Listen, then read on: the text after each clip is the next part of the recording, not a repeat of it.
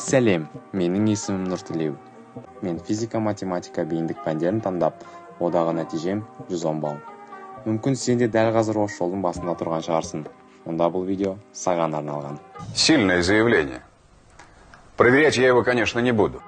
Басында нақты қай пәннен бастарымды білмедім. Көп сұрақтар болды, қалай үлгерем, жұмыс пен дайындықты қалай қатар алып жүрем. Осы кезде сабақ онлайн көмектесті. Өзімнің бос уақытымның бәрін сабаққа арнаған болатынмын. Ендігінде бірнеше сұраққа жауап беретін боламын. Неге дәл сабақ онлайн таңдадым? Себебі маған керек болғаны икемділік. Мен бос уақытымда ғана оқи алатынмын. Ал сабақ онлайнда сабақтар қысқа, нақты, әрі қай кезде қараймын өзім білемін. Екінші сұрақ, ОБД-дан қанша балл жинадым? Мен 110 балл жинадым. Үшінші сұрақ, қай оқу орнына түсуді қалайсың? Қазіргі таңда Нархоз университетіне түсуді жоспарлап отырмын.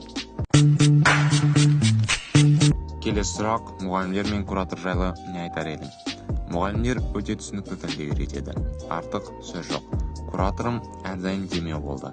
Уақытың аз болса да, бәрін үлгеруге болатынын көрсетті.